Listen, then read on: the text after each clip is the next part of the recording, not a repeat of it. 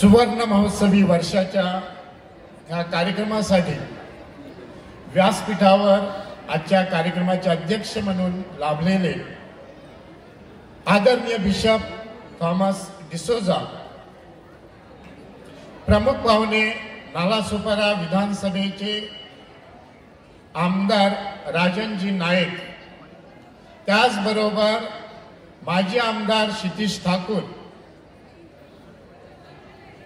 आपल्या नानभाट कॉन्व्हेंटच्या Superior Holy cross संस्थेच्या Superior sister Georgia, आपले माजी नगरसेवक मार्शल लोपिस, फादर एरिक, त्याचबरोबर आपले प्रमुख धर्मगुरू फादर अब्राहम गोम्स, सहाय्यक धर्मगुरू फादर लिओ फर्गोस आणि ह्या सुवर्ण महोत्सवी वर्षासाठी आमंत्रित येथे उपस्थित असलेले सर्व आमंत्रित धर्मगुरू, सिस्टर्स आणि माझ्या नानभाटकरांनो, माणसाचं मन हे भविष्य भूतकाळाच्या साखळदंडाने बांधून ठेवता येत नाही. त्याला भविष्य काळाच्या गरुड पंखाचं वरदान लाभलेलं असतं. माणसानं एखादं स्वप्न पाहावं, ते फुलवावं आणि सत्यसृष्टीत आणण्यासाठी प्रयत्न करावे आणि ते स्वप्न सत्यसृष्टीत आणावं. असंच एक स्वप्न त्यावेळी 1949 साली मॉन्सिनियर रेमन मेंडिस हे नंदाखाली प्रमुख असताना त्यांना पडलं आणि त्यांनी त्यावेळेला विचार केला की नानभाट विभागामध्ये एखादं प्रार्थना मंदिर असावं. आणि त्यांनी फक्त तो विचार केला नाही तर त्या दृष्टीने ते कामाला लागले. त्यांनी हेरलं येथे कुठे जमीन मिळेल आणि अशा वेळेला आपल्या सित्तरबाड गावांतील फरशा लोक उर्फ बापू ह्यांनी जिथे आज चर्च उभा आहे ती जागा 8 गुंठे कोणत्याही प्रकारचा मोबदला न देताना आपल्या चर्चला देणगी रूपाने दिली. त्यामुळे आज येथे हे चर्च उभा आहे. आणि त्याचबरोबर हे चर्च बांधण्यासाठी किंवा उभं करण्यासाठी बऱ्याच अशा नंदाखालच्या फादरांनी त्यावेळेला प्रयत्न केले. येथे रितसर रविवारचा मिसा होऊ लागला. 1905 फादर अब्राहमने सांगितल्याप्रमाणे 1965 पासून.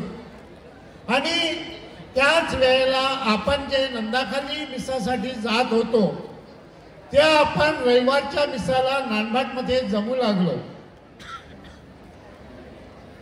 1900 म्हणजे जवळजवळ 75 पर्यंत आपण येथे मिसासाठी एकत्र येत होतो.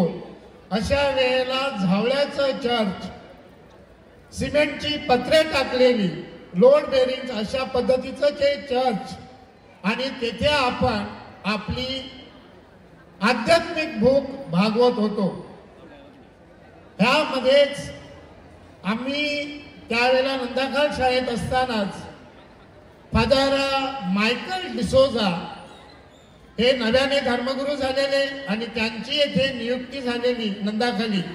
अशा वेळेला ते आम्हाला शिकवण्यासाठी येत आणि कर्मधर्म संयोगाने त्यांच्याकडे नानभाटच्या मिसासाठी सूत्र दिलेली होती.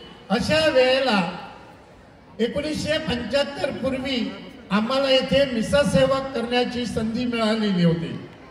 आम्ही त्यावेळेला मिसा सेवक म्हणून येथे कार्यरत होतो.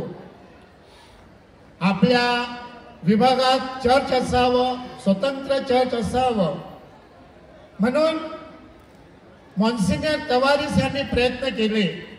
त्या अगोदर येथे जे रविवारची मिसा व्हायची ती बाळ येशू चॅपल ह्या नावाने येथे चर्च किंवा चॅपल ह्याच्यामध्ये ती मिसा व्हायची.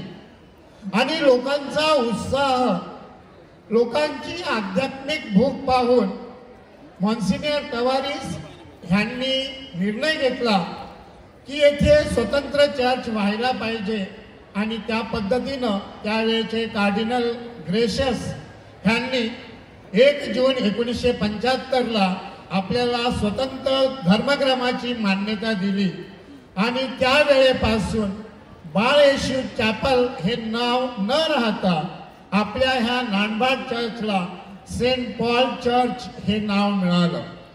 सेंट पॉल हा परिवर्तनाचा संत आणि 1975ला सेंट पॉलच्या नावाने चर्च झाल्यानंतर येथे बरीच अशी स्थित्यंतरे घडू लागली.